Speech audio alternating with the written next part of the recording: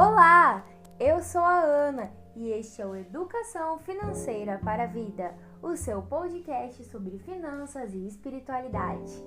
Meus queridos ouvintes, como vocês estão? Eu espero do fundo do meu coração que vocês tenham tido uma semana muito maravilhosa, tá? E olha só que bacana. Hoje a gente vai ter um episódio muito especial. E para isso, para estar aqui nesse episódio com a gente, eu vou chamar, não deve ser surpresa para vocês, o nosso membro permanente, o mais amado do Brasil, Augusto Martins. Olá, Ana Carolina, muito obrigado por essa acolhida maravilhosa. É sempre muito prazer, uma alegria imensa estar com você todos os dias e aqui com os nossos amigos e amigas ouvintes. Para vocês eu desejo uma ótima manhã, tarde ou noite ou boa madrugada. Muito obrigado, eu estou até emocionado assim no dia de hoje, porque, sabe, muitas coisas boas acontecendo no nosso projeto e até esqueci de falar bom dia, boa tarde, boa noite ou boa madrugada. Se você está dirigindo, por favor, tome cuidado, né? Direção econômica, por favor. Se está lavando louça, não quebre nada. E se está limpando a casa, muito obrigado por deixar-nos adentrar no seu lar. É uma alegria muito grande ter vocês aqui conosco. A gente tem muitas novidades para contar, né, Ana? Exatamente, mas isso aí vai ser lá no final do episódio, tá, Augusto? Então, fiquem espertos que no final a gente vai atualizar vocês de tudo que está acontecendo, né? Mas, bora pro tema de hoje. E esse tema, gente, é inspirado nesse mês franciscano em que a gente comemora a festa de Francisco de Assis. A gente já teve um episódio muito legal com o Frei Diego. Quem não ouviu, corre lá, né? E aí, inspirados nesse mês, nessa sintonia franciscana, hoje a gente vai trabalhar uma temática muito legal com vocês, que é a cultura do encontro e a economia do cuidado. De que maneira que a gente pode construir uma nova economia a partir dessa economia do cuidado? A gente acredita muito aqui no EFV, né, Augusto, que é a partir dessa cultura do encontro, que é o tema que a gente vai trabalhar hoje. E é verdade, e a nossa prática, o nosso projeto é justamente para isso, para construir uma cultura do encontro. É assim e somente assim que uma nova economia vai surgindo, essa tal economia do cuidado. Exatamente, galera. Mas antes de a gente entender o que é a economia do cuidado e tal, a gente precisa saber que a economia ela é feita por pessoas. É o que a gente acredita aqui no EFV. Não existe economia sem pessoas. E a gente está vivendo agora um momento da crise do Covid, né? Apesar de que muita gente acredita que a pandemia já passou, a gente sabe que isso não é verdade, né, Augusto? Pois é. Então, gente, por favor, tomem cuidado, viu? Não sejamos displicentes, indiferentes à dor e o sofrimento de tantas pessoas. É claro, né, que nesse momento de dor tem surgido muitas iniciativas de solidariedade, né, Ana? Ainda bem. Exatamente. Mas, vamos dizer assim, o Covid, o tal do corona, tá aí, assombrando as famílias, principalmente as pessoas de baixa renda, né? E é justamente por isso que a gente está trabalhando esse tema. Porque a gente vê que a gente está vivendo uma crise financeira, obviamente, mas é uma crise sanitária em primeiro lugar. E a gente viu que não só o governo brasileiro, mas outros governos, infelizmente, falavam muito nessa frase: a gente tem que escolher entre salvar as pessoas ou salvar a economia. Mas a economia é feita por pessoas. E aí, nessa economia que a gente vive hoje, o objetivo é o lucro, né? E aí, por isso que a gente escuta essas frases que separam, Augusto, as duas coisas. E na economia de Francisco, no EFV, a gente tem como princípio a vida no centro, né? E aí, diante disso, para superar esse momento que a gente está vivendo, a gente precisa ter um pensamento de colaboração. Até, galera, uma indicação de livro para vocês que eu acabei ontem foi o livro do Harari, que é Notas sobre a Pandemia, muito bom, ele é curtinho e tem várias entrevistas onde ele fala que para superar essa crise que a gente está passando, a gente precisa de uma colaboração mundial, um pacto mundial, né? E aí, a partir disso, viria a economia do cuidado. Então, a gente tem que entender isso. Não tem como separar as coisas, tá? A gente não tem como distinguir a vida é uma coisa e a economia é outra, tá? E aí, pensando dentro do aspecto da educação financeira, que a gente vai aprofundar nesse tema, às vezes a economia acaba se impondo sobre a nossa vida através de um mecanismo que a gente vive lá pagando os boletos, que são as dívidas, Augusto. A gente fica endividado e aí a gente fica vivendo essa vida de consumo para suprir aquelas necessidades, e aí vem mais dívidas e mais dívidas, e aí a gente está vivendo esse momento de crise que acentua ainda mais o endividamento. Então a gente precisa falar sobre a ética do cuidado, sobre a economia do cuidado, né? Como superação a esse momento. Sim, sobre isso, Ana, nós abordamos no episódio anterior sobre essa cultura do endividamento. Isso. Então, o nosso sistema econômico, ele induz, ele favorece e ele muitas vezes incentiva a pessoa a se endividar. Então, uma cultura do endividamento. A pessoa vale enquanto ela deve. Exatamente, ela vale enquanto ela deve. Adorei isso, gente. Anotando aqui para não esquecer. Infelizmente, é a realidade que a gente vive no mundo hoje, né? Mas agora, Ana, você tá falando aí um monte de coisa, Covid-19, você não explicou pra gente o que é a economia do cuidado, afinal. Então, gente, eu vou explicar para vocês a terminologia. É um ramo assim novo da economia, podemos dizer. Dentro da ciência econômica, a gente entende a economia do cuidado como um termo que vai trabalhar os trabalhos, né, as atividades, principalmente não remuneradas. E esse trabalho ele é realizado em sua maioria por mulheres. Então, os trabalhos domésticos, cuidar das crianças, ensinar as crianças a fazer tarefa de escola, cozinhar, esses trabalhos que são invisíveis, entre aspas, né? Não remunerados, não enxergados pela economia tradicional, são entendidos como trabalhos que estão dentro desse ramo. Aí, né? Entra também a categoria dos voluntariados, né, Ana? Exatamente, né? E essa economia do cuidado, ela toca principalmente no feminino. Então, os movimentos feministas, da economia feminina, eles trabalham bastante isso para dizer que as mulheres trabalham muito mais, né? Porque tem os trabalhos domésticos, então a gente está falando aqui, galera, em sua maioria, né? Enfim, mas nesse episódio a gente vai entender a economia do cuidado como algo que vai um pouquinho além disso, né? Óbvio que a gente tem esse toque do feminino, mas a gente vai entender a economia do cuidado como uma economia que vai assegurar o essencial para uma pessoa, para um país, né? Tudo que aquela pessoa precisa para viver. E essa economia do cuidado, ela tem que vir e quebrar essas mazelas do sistema econômico, ou seja, as vulnerabilidades, que é algo que está muito acentuado aqui, né, Augusto? Olha, Ana, você me disse uma palavrinha, né? O que é essencial. Uhum. E aí me fez lembrar, é claro, da filosofia. Ah, gente, é lógico, né? Filósofo, né, gente?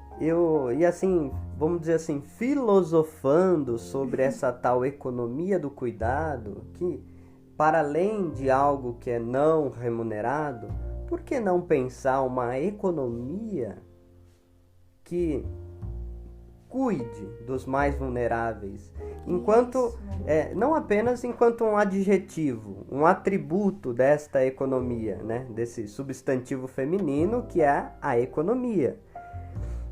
Nós podemos tentar construir, né, e acho que o nosso podcast, o nosso projeto, ele trata o cuidado como algo essencial. E aí eu me lembrei de um filósofo, Martin Heidegger.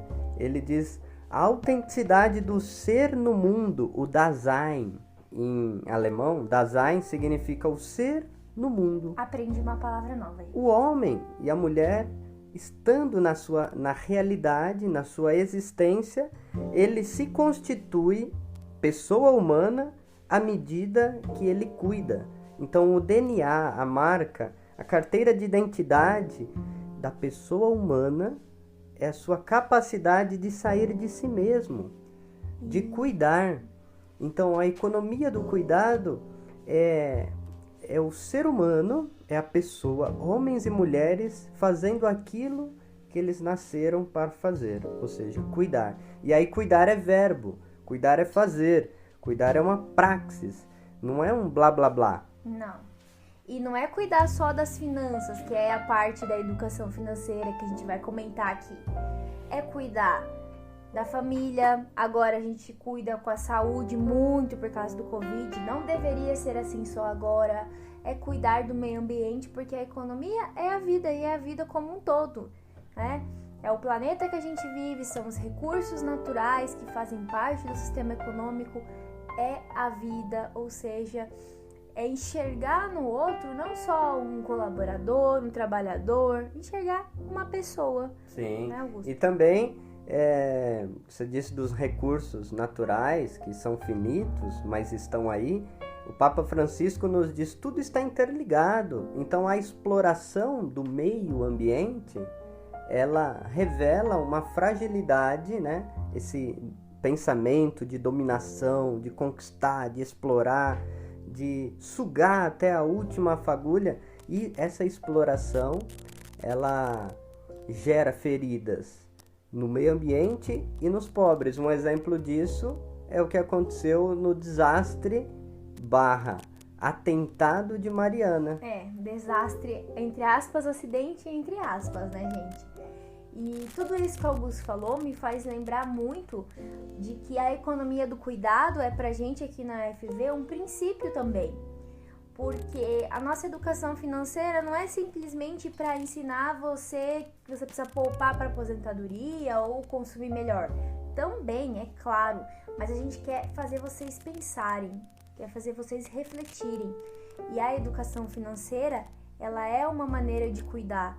Ensinar a cuidar da vida, ensinar a olhar o dinheiro como um meio, ensinar a olhar que o trabalho ele tem função social, enfim, tudo isso que a gente tenta passar aqui para vocês. E é às vezes mais colocar uma pulga atrás da orelha, né, Augusto, do que dar respostas, mas esse é o nosso objetivo aqui no EFV. Pensar a educação financeira através dessa perspectiva da economia do cuidado. Então, cuidar, né, economia é a administração da casa, cuidar da casa, é a nossa casa, é a casa comum que é o nosso planeta, enfim, é a economia do cuidado. E é maravilhoso, né? Essa economia do cuidado, Ana, ela vai nascer de onde? De uma cultura do encontro. Então, é no encontro do outro, do próximo, que nasce o cuidado. Não tem como a gente fazer economia do cuidado, tipo, de boas aqui em casa, né? Tipo, pensando só em mim e tal, não existe outro, não existe o planeta, não existe água, não existe árvore, não existe os animais, enfim. Não tem como a gente fazer, então, essa economia do cuidado sem ir ao encontro do próximo, isso, sim. né? A psicologia nos diz, né? Nós somos à medida que a gente se relaciona. Então, diz um místico, Thomas Merton, nenhum homem é uma ilha. Nós sempre estamos em encontro com o outro. E aí eu faço lembrar que o Papa Francisco, na sua última carta que ele escreveu, inclusive foi lá em Assis. É verdade. No dia de São Francisco de Assis, ele citou o samba, né? De Vinícius de Moraes, aquela frase que ele do samba de Baden-Powell, né? De um álbum de 1967. E a frase é: a vida é a arte do encontro, embora haja tantos desencontros. Aqui a gente pode interpretar esses desencontros como essas mazelas, as injustiças sociais, as desigualdades. A vida é a arte do encontro. Então, criar essa cultura do encontro, de se colocar diante de quem mais necessita, isso é uma tarefa, né? Exatamente, gente. Eu vejo como um chamado. É um convite que nós devemos fazer a nós mesmos todos os dias, né, Augusto? é um desafio e é um chamado. E isso me faz lembrar muito Francisco de Assis, né? Que era um homem dos encontros, né, Augusto? É verdade. E eu esqueci de comentar essa carta última do Papa. O nome dela é Fratelli Tutti, ou seja, todos irmãos. A gente vai deixar na descrição, no podcast, o link para vocês encontrarem a carta, tá bom? Francisco de Assis, como você comentou, Ana, sim, é o homem dos encontros. Ele que encontrou o Evangelho, a novidade de Jesus, o encontro com um leproso, que é uma pessoa que tinha uma doença, né, altamente transmissível na sua época, a lepra, então com os mais pobres, o encontro com Jesus na cruz, o encontro com os irmãos, o encontro com o sultão. Ah, verdade, né, Russo? Fez agora 800 anos, é isso, né? Mais de 800 anos, o sultão Malak al-Kamil, em Damieta, no Egito, o encontro com o lobo de Gúbio. Tá, mas explica pra mim o que é esse sultão, Augusto, que talvez tenha gente que também não entenda. O sultão é um líder religioso muçulmano. Ah, é um muçulmano, então. Da sua época, ali no século XIII, então em épocas de cruzada, Francisco é o homem do encontro, aquele que vai em diálogo com o seu irmão diferente, que não necessariamente é o seu inimigo. Então, é de outra religião, mas é irmão. Então, essa cultura do encontro, ela nasce das diferenças. Não é todo mundo torcer para o mesmo time, entendeu? Entendi. Então, o outro que torce para outro time é diferente, mas é meu irmão. Isso é também o olhar, e fala um pouquinho no livro, Augusto, que os países, eles deveriam pensar em uma colaboração no sentido de, óbvio que a gente tem que proteger os cidadãos, né, do país, no caso, os líderes têm que proteger, mas tem que entender que a solução que vai vir através da ciência, né, para esse momento que a gente está passando, ela vai ser alcançada mais rapidamente se a gente entender que a gente tem que caminhar junto, ou seja, ir ao encontro, né, e juntar forças para poder vencer esse momento. Então, cara, nossa, é muito atual isso. Francisco é muito atual. E aí a gente citou aqui, né, o Francisco de Assis, o Francisco de Roma, o bispo argentino, Jorginho, o cardeal Jorge Mário Bergoglio, o Papa Francisco, também é um homem dos encontros.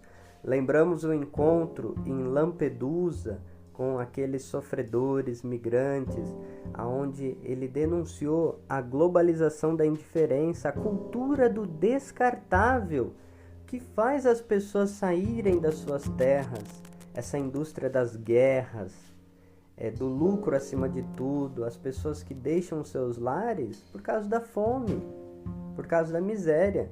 Então, em Lampedusa, que é uma ilha italiana, onde a primeira parada desses migrantes ali no mar Mediterrâneo, o Papa Francisco é o homem dos encontros. Foi a primeira viagem internacional dele, foi para lá. Eu lembro, Augusto, eu lembro daquela questão dos barcos que afundaram com as pessoas. Estavam lotados de gente. Eu lembro dessa imagem, já faz 7 anos, nossa. Então o Papa também é um homem que visitou aí países periféricos, encontros ecumênicos com outros líderes religiosos, refugiados, migrantes, e os encontros com os movimentos sociais, os movimentos populares. Sim, e acho que também antes, né, quando ele ainda era bispo, os trabalhos que ele realizava eram nas periferias, né? Ele é encontro do próximo que mais precisava, né, Augusto?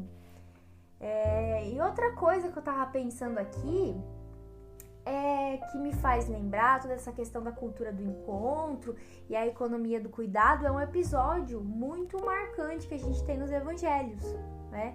Que seria a parábola do samaritano. Que, gente, essa parábola, meio que dá pra usar em tudo na vida, né? Em tudo, em tudo. É verdade, Ana. Assim, pra cada situação da vida, cara, dá pra usar essa parábola. Eu acho que, assim, é a minha favorita, né? Eu nem sou suspeita de falar, né? O Evangelho de Jesus Cristo segundo Lucas, ele é belíssimo. E essa parábola que você cita, Ana, conhecida como do bom samaritano, ela é, assim, o paradigma do que é a misericórdia. Sim. do que é ser humano para Jesus é essa parábola que está em Lucas 10, 25 e 37. Para fazer sentido ao nosso podcast, que é essa economia do cuidado, essa cultura do encontro, eu acho que só vou retomar aqui alguns tópicos principais dessa parábola. Não vou ler hoje não, tá bom? Beleza. Bem, para entender melhor essa parábola, Ana, Jesus está diante de um especialista da lei, um homem entendido da religião da época, da religião judaica. Eu ia falar um advogado, mas não, então é um líder religioso. No Isso, caso. ele é um especialista, um homem super entendido da lei. Inteligentão ele. E ele pergunta para Jesus o que ele deve fazer para herdar a vida eterna. Essa é a pergunta inicial. Certo.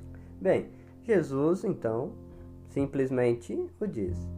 O que está escrito na lei? Como você entende? O homem, então, repete a frase da lei, vamos dizer assim, o texto bíblico. Sim, ele fala o que ele sabe decorado que tá lá. E ele diz assim, olha, o que está escrito amarás o Senhor teu Deus, todo o coração, toda a alma, e com todas as forças, e com toda a mente, e o teu próximo como a ti mesmo. O homem que entendia da lei respondeu para Jesus o que ele sabia. Certo. Então Jesus, como não é besta nem nada, Ai, eu adoro, gente. disse, faça isso e viverás. Olha só, primeira curiosidade. A pergunta do cara é o que ele deve fazer para herdar a vida eterna. E a resposta de Jesus é, faça isso e viverás. Ou seja, aqui a gente começa a estranhar que vida eterna é um fazer. Hoje já. Fazer hoje já e viver. Viver plenamente a partir de uma ética do cuidado. Mas o homem, não satisfeito, Ficou enchendo o saco de Jesus, no caso. queria justificar. Ai, gente. Justificar em que sentido? Mas quem é meu próximo? Entendi. Vamos parar para pensar um pouco. Nem todo mundo a gente quer que seja o nosso próximo. Nem todo mundo a gente quer amar. Entendeu? Abraçar, né? Agora não pode abraçar, mas abraçar. Mas esse homem, então, quando ele diz assim, quem é meu próximo? Ele quer justificar. Ele quer botar uma pulguinha na orelha de Jesus para dizer, será que é amar a todos mesmo ou só aqueles que eu gosto muito? Entendi. Bem, Jesus não cai na armadilha e ele sai contando uma parábola, uma história. Bem, Eu acho que Jesus pensou assim, gente, eu não acredito que ele tá me perguntando isso, tá? Mas já que ele tá me perguntando, vou então contar uma historinha pra ver se ele entende melhor. Eu acho que foi meio que isso, né? e ele então simplesmente diz que um homem descia de Jerusalém para Jericó, então estava de viagem, e caiu nas mãos de bandidos que o espancaram, machucaram, deixaram meio morto, então deixaram lá o corpo caído, sem nome, em necessidades extremas, sem status. Não diz o nome do homem caído, nem diz o nome de quem o violentou, os assaltantes. Sim. Mas aí Jesus então diz assim, olha, logo em seguida passou um sacerdote, então um homem do templo, um homem que é líder religioso, que tinha atividades, um reconhecimento social, viu e mudou de caminho. Fingiu que não era com ele mesmo. Né? Fingiu demência, é o famoso... Tô nem aí. Tô nem aí, indiferente. O levita, que é conhecido como os homens que animavam o templo, os músicos do templo. Entendi. É o coral. Chegou no local, viu, passou adiante. Mudou de caminho. Também. Foi pro lado oposto. Tá. Bem, essas duas pessoas, então Jesus está dizendo, a pergunta é quem é o próximo, né? Sim. O sacerdote e o levita, que tem reconhecimento social, que são pessoas do bem, cidadão de bem, que tinham até, entre aspas, motivos para fazer o bem. Entendi. Porque eram pessoas religiosas, não o fizeram. E aí Jesus continua a sua história, dizendo que vinha um samaritano chegando de viagem, viu aquele homem caído, se encheu de compaixão, tomado, movido por compaixão, por misericórdia, se aproximou dele, enfaixou ele, usou o óleo, o vinho que tinha, colocou sobre o seu animal, né? Esse homem caído, botou ele sobre o animalzinho dele, levou até uma pousada, cuidou dele e disse mais: cuida dele aí, o que você gastar a mais, eu volto e vou pagar você. É como se fosse hoje pegar, levar no hospital particular e deixar a pessoa lá e depois pagar a conta, né? E Augusto, eu queria que você explicasse meio que um pouco dessas coisas, tipo assim, samaritano, quem que ele era, o que significava isso, aquela região, enfim, as coisas que ele usou. Mas, só para concluir, Ana, então, depois de contar essa história, Jesus vira para o especialista e fala, então, quem dos três, o sacerdote, o levita ou o samaritano, se fez próximo daquele homem caído? Vixe, jogou um forninho nele, né, gente? E aí o homem, é claro, que disse aquele que tratou de misericórdia. Então Jesus disse, vai e faça o mesmo. Pronto. Viu? Levou? Perguntou o que não queria, levou uma bem explicada, né, gente? Então, assim, aqui entra uma questão, vamos dizer assim, hermenêutica, de interpretação. Hermenêutica significa capacidade de interpretar, de ler. Entendi. A questão é isso, que Jesus está dizendo, o que está escrito e como eu interpreto. Entendi. O que está escrito é amar a Deus sobre todas as coisas, é o próximo como a ti mesmo. Mas a pergunta é de quem eu me faço próximo? A quem eu vou ao encontro, no caso? Isso, aí entra essa comunhão entre a economia do cuidado e a cultura do encontro. A economia do cuidado é tudo isso que esse samaritano dispensou para cuidar desse homem. Ele certamente era um trabalhador. É isso que eu queria que você que explicasse. estava em viagem. Então, vamos dizer assim, que esse homem caído mudou um pouquinho a vida dele. As suas rotas de venda, podemos dizer assim. Ele usou o óleo que tinha, o vinho. Então, usou os recursos que ele tinha. Isso é para usar os recursos que eram mais valiosos, né? Óleo, Então, imagina, colocou até no seu carro, né? se que é o fosse hoje. seu animalzinho. Levou para uma pousada e ainda pagou.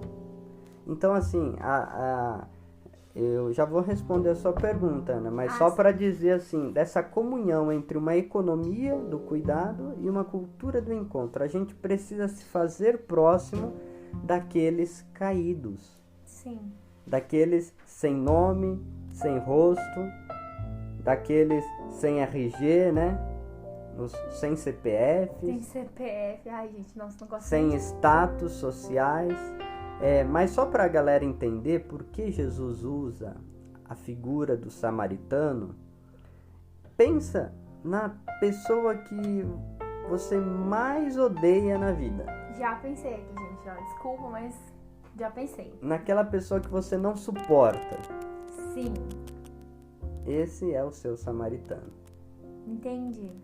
Ou seja, é um hater. Fazendo uma brincadeirinha, é como se um corintiano tivesse caído chorando no meio da estação lá de São Paulo, Corinthians Itaquera, e fosse um palmeirense ajudar ele, esse corintiano caído. Sim. Então, o seu rival, aquele que é uma pessoa mais deplorável na época, os samaritanos, eles eram muito maltratados pelos judeus. Haviam desconfiança. Lembra daquela história de Jesus com a samaritana no poço? Sim, sim. Que ela pergunta, ei, o que você quer de mim? Por que você se aproxima de mim? Então havia uma rivalidade entre eles, histórica. Ela já ficou toda desconfiada, né? Que não vem ao caso a gente explicar aqui. A Samaria. Então, existe a Judéia, a Galileia e a Samaria. A Samaria fica no meio do caminho, entre a Judéia e a Galileia. Entendi. Então, o samaritano, ele não era muito, assim, bem visto pelos judeus. Entendi, ele era meio que marginalizado. Isso. Então há todo um processo de marginalização, de exclusão do povo samaritano. E é ele que ajuda. Entendi. Então é o excluído que ajuda. O protótipo de alguém que é misericordioso é aquele que é excluído. Faz lembrar, pra quem ouviu o episódio do Frei Diego, a história que ele contou, né? Do cara lá que tava morando na rua, morador de rua, e que descobriu que tinha grana na conta dele e ele deu para ajudar os outros, né? Enfim. E isso, Augusto, tudo isso que, eu adoro essa parábola, né? Nem comento muito, porque eu sou fã número 1. Mas a gente fica pensando quais são os desencontros que a gente tem na vida hoje, né? Quais os encontros e quais os desencontros. E me lembrei agora que na semana passada, se eu não me engano, a gente viu na televisão a questão das pessoas no Brasil que estão vivendo em situação de insegurança alimentar, ou seja, elas não têm dinheiro nem para alimentação, assim, super básica e mínima necessária para viver. E aí tinha várias entrevistas que foi mostrando a reportagem e aí apareceu a história de uma mulher que estava naquela situação, que ela era uma aposentada, mas ela tinha feito 5 empréstimos consignados. Ela não explica o porquê desses empréstimos, mas eu acredito que seja para pagar dívidas, porque a situação dela era tipo paupérrima, né? E ela, devido a esses consignados, ela tipo não recebia quase nada de dinheiro por mês. E ela não conseguia nem alimentar a família dela, assim, com o mínimo, gente, que vocês imaginam. É de chorar, porque você via ela falando, tipo, hoje as crianças vão comer, mas eu e meu marido, a gente não vai. Então, assim, é impossível você ver que existe esse tipo de situação e você não, pelo menos, pensar, cara, alguma coisa tá errado.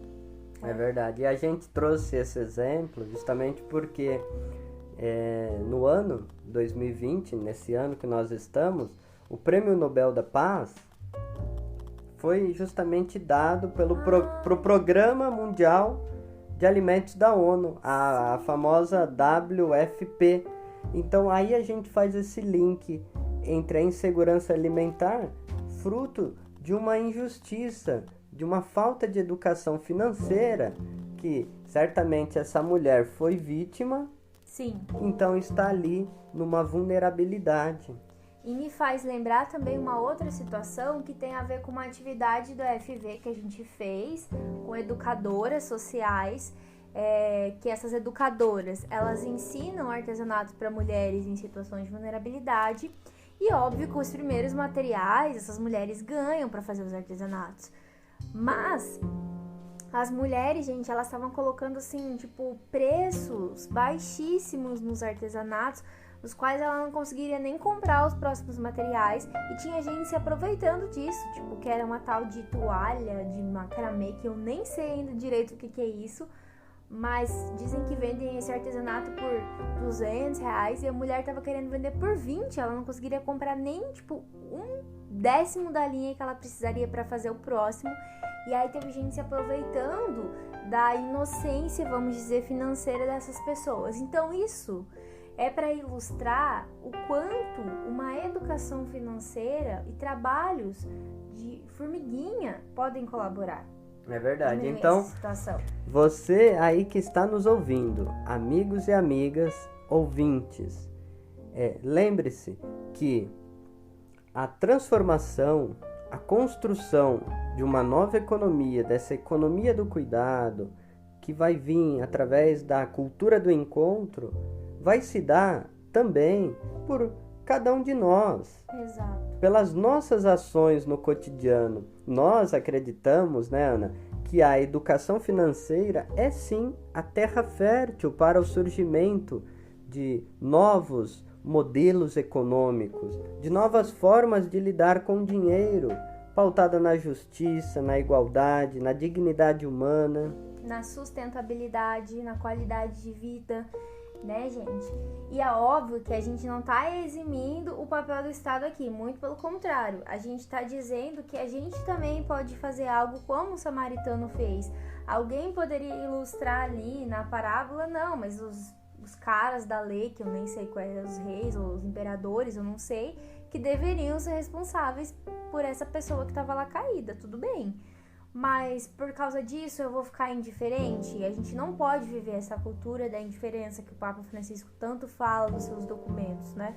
E é isso, gente. Sabe, Ana, tem alguns teólogos que interpretam esta pousada como, de fato, o papel do Estado.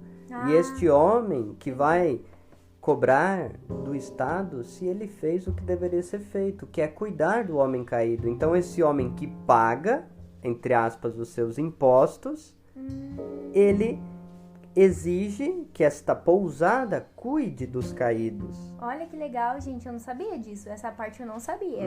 Então aí entra uma interpretação do agir político. Então é na política que a economia vai estar a serviço da vida.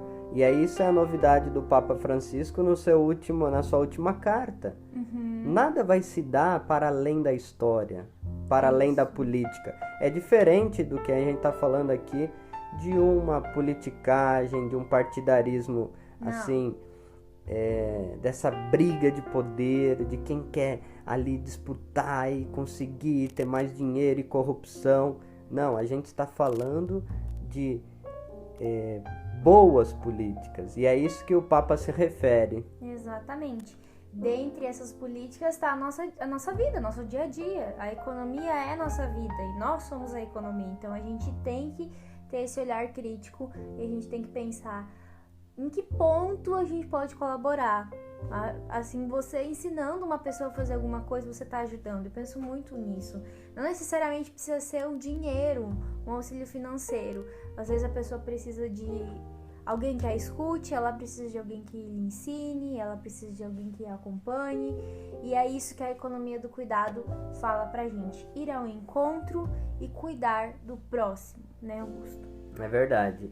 E eu acho bastante curioso, só pra gente encerrar esse bate-papo sobre a parábola, que aqui fica muito evidente que as finanças, os recursos financeiros deste homem estão a serviço da vida. Sim. Então você bem disse, né?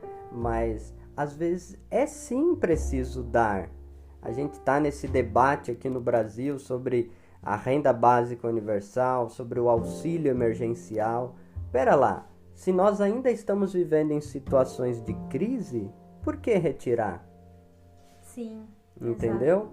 Então é claro que nós somos a favor de no dar, educar também. Exatamente. Mas tem pessoas, Ana, que se tirar esse auxílio emergencial, vão passar muita fome. Sim, eu tenho plena consciência disso, Augusto. Depois dessa reportagem, das nossas pesquisas que a gente fez para o episódio também, isso ficou ainda mais evidente, é algo que me causa muita dor, assim, gente, de verdade.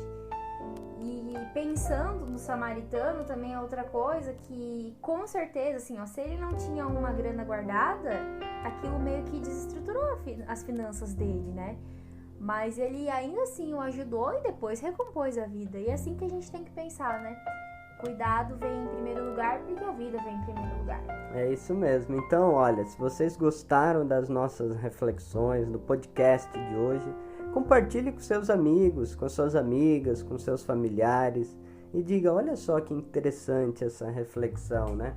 Isso aí, galera. E olha só, se você tem alguma sugestão, alguma crítica, tem algo a colaborar com o nosso podcast, é só mandar um e-mail pra gente, que vai estar na descrição, ou também pode mandar lá no Twitter, também no Instagram, que a gente lê aqui se vocês quiserem, a gente vai ouvir as solicitações de vocês e vai conversar com vocês. E agora, a gente quer dar alguns avisos e alguns comentários finais, né? Eu gostaria de lembrar ainda da campanha de doação de sangue que a gente está apoiando aqui na cidade de Cascavel, né, Augusto? É verdade. E caso você que está nos ouvindo queira fazer na sua região, faça, porque nesse período de pandemia os bancos de sangue têm caído demais as doações. Sim, os estoques estão muito baixos, então a gente está lembrando a você que, se puder, vá até um posto de coleta de sangue e faça a sua doação. Com certeza você já está aí praticando a economia do cuidado, né? E aí, hoje, eu quero, junto com o Augusto, mandar um beijo especial para todos os países que estão ouvindo a gente agora. A gente vai falar um por um, para que ninguém fique, triste, né? Os brasileiros, nossos amigos que moram aí em outros países que nos escutam, a gente quer agradecer muito. Primeiro os brasileiros, obviamente, né? Então vamos lá. Estados Unidos. Depois a gente tem o pessoal da Holanda, Portugal. Alemanha, Irlanda. Itália, né? Suécia. Angola, Noruega. França, Peru. Espanha, Reino Unido. Canadá, que é muito boa a educação financeira lá, gente. Chile.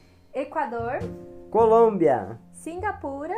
E Croácia. Gente, muito obrigada a vocês que estão aí nesses países conectados com o FV, viu? A gente fica muito feliz por estar alcançando tanta galera aí na podosfera, né, Augusto? E esperem que futuramente virão muitas novidades. A gente está preparando podcasts em outras línguas, outros idiomas. Gente, tô muito feliz, muito feliz. Estamos também recebendo convites de algumas rádios para fornecer o nosso conteúdo de maneira gratuita, disponibilizando aí Brasil afora e até nos estrangeiros. Essas são as novidades. Tem mais alguma novidade, Augusto? Eu acho que por enquanto é isso. Seria isso, né, gente? Se Deus quiser, em breve estaremos nas rádios por aí, você vai poder também nos ouvir. E é isso, a gente agradece imensamente você que esteve até aqui com a gente, né, até esse momento, nos ouvindo. Muito obrigado, um super hiper beijo da Ana. E um beijo e um grande abraço do Augusto. E lembre-se sempre, educação financeira é educação para a vida.